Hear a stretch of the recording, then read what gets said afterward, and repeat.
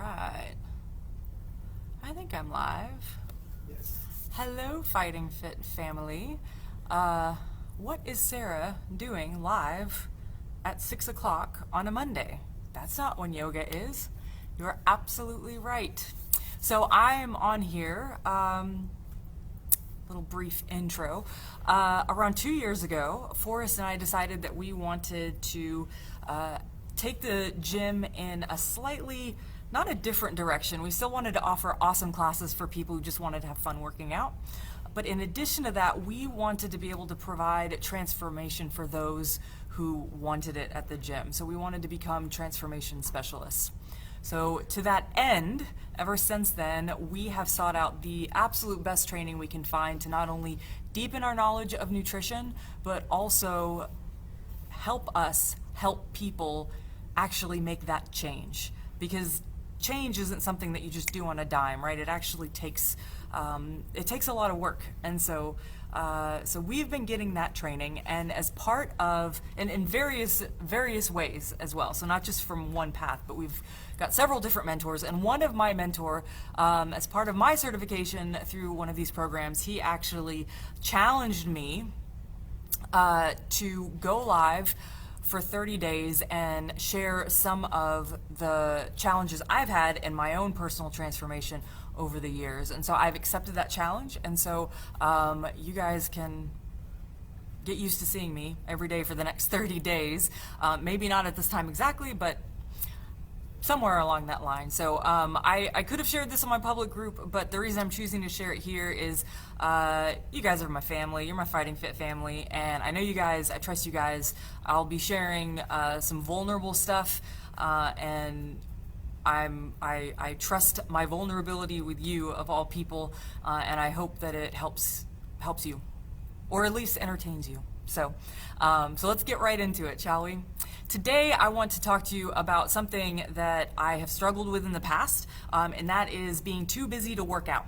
Now, I should give you a caveat to all of this. When I hear some people say they're too busy to work out, I think it might be because they don't particularly enjoy working out.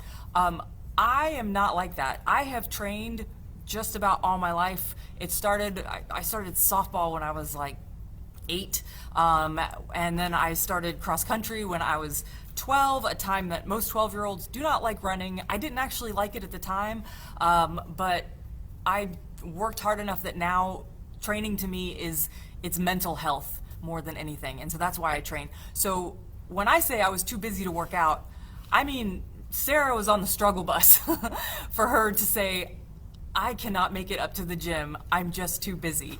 So let's dive into that. Like I said, I'm going to share my story, and I want you to ask yourself if you can relate to this. So I was at the point in my life where I said, I'm too busy to work out, was actually a point where I was in a job that I was just burned out with. I was a high school teacher, and although I loved teaching students, I loved the subject I taught, I had gotten to a point where I had too many commitments, and I had too many people asking things of me. And the reason I had too many commitments rather is because I had gotten to a place where I wasn't able to say no to anybody. So I took my job very not just seriously, but personally. So I thought I was personally in charge of making sure that every single soul that walked through my door not only was instilled with the love for learning, but knew how to learn, and I was going to drag them over that finish line. But that very quickly turned into being that way with everybody that I came in contact with. So whether it was my coworkers or my bosses, if somebody asked me to do something, sure, yeah, I'll do that. Sure, I'll sub for you. Sure, I'll be a coach and I'll drive the bus and I'll do all these things. And so I just come to a point where I was exhausted from all of my commitments, so exhausted to them that the idea of taking the time to go to the gym would be one commitment too many. So you'll notice in that I had agreed to all these commitments with everybody else, but for me, I was the last person asking for something and I couldn't do it for myself. So, as is wont to happen in situations like these, I began to feel resentment towards the people who were relying on me.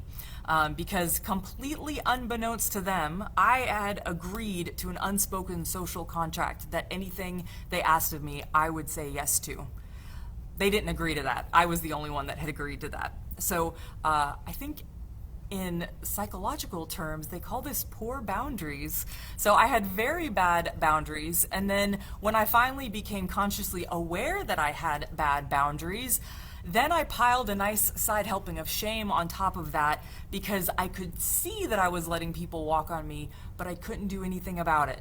Like it was just watching this train wreck that technically I was the one driving the driving the train. Should have been able to get off the tracks on that one, but just couldn't do it.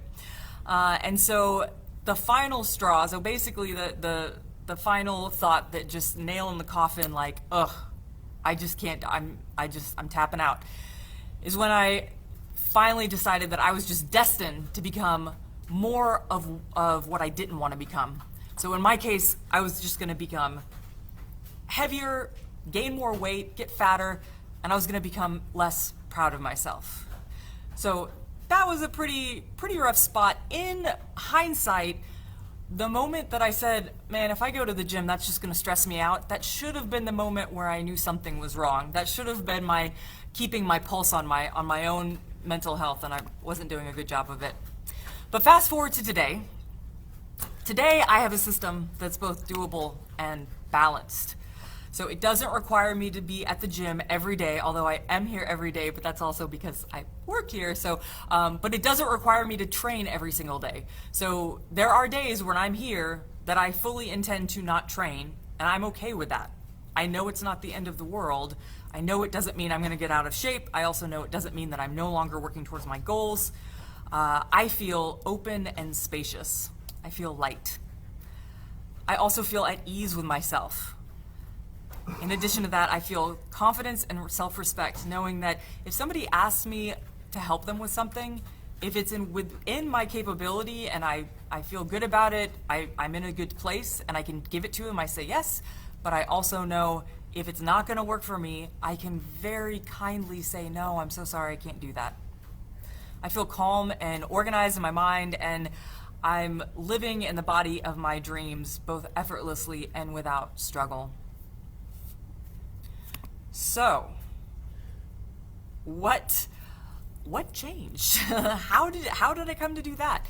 Well, what I needed at the time when I was in that unhealthy state, I needed to play with this whole boundary thing in a low stakes game. So, to me, high stakes was somebody comes up to me and asks me for something, and I have to say no. And I'm afraid I'm going to let them down, and I feel really bad about it, and so I just fold. But if I could find something that was low stress, something that really ultimately only I had control over, then that was something that I could play with, and I might fail a few times at setting the boundaries, but I also might succeed massively, so let's just play with this. My thing was food. That was my context. Food is a tangible thing. Food is also something that you have full control of. And I know, you're probably like, well, what about when someone else is cooking you dinner? Or what if someone is pressuring you to eat their food? Well, yes, there's always those situations where you're at somebody's house or this or that or this. But in the end, my reasoning and my argument to this day is the only person that is putting that food in your mouth is you. So, yes, I know that seems like, that's not so low stress for me. For me, it was low stress. It didn't mean that I was able to set boundaries around it instantaneously. It just meant that was the thing I had full control over. Nobody was going to force me onto the ground and stuff food in my mouth. Thank God.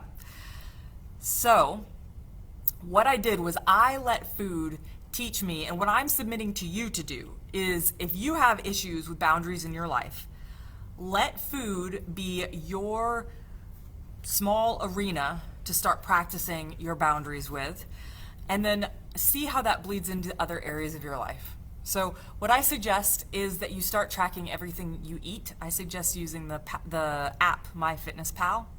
And then after you've done that for a few weeks, or a week, or a few days, you can start to see patterns you have in your life. So whether that's eating a lot of your food at night, or whether that's eating only sugary foods, or I drink all these sodas, or whatever, find the things the habits that you know you can make small tweaks to, and then begin to make those small tweaks over time.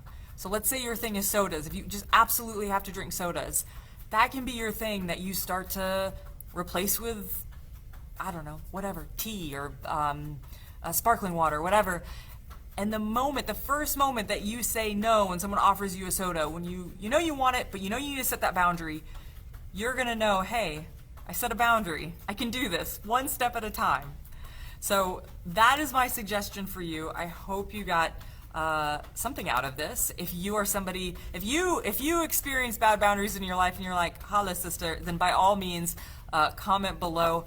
And if you've enjoyed this, like I said, I'll be back tomorrow talking about another challenge that I've dealt with. And if you'd like to know more about the exact steps that I've taken to transform my body, I'm going to be doing a webinar on Saturday, July 4th to kick off our new challenge, our member challenge coming up. So yeah, hope to see you guys for that. So anyways, it was great talking to you all. Hope to see you all on here and at the gym or at the gym soon. Bye guys, have a great evening.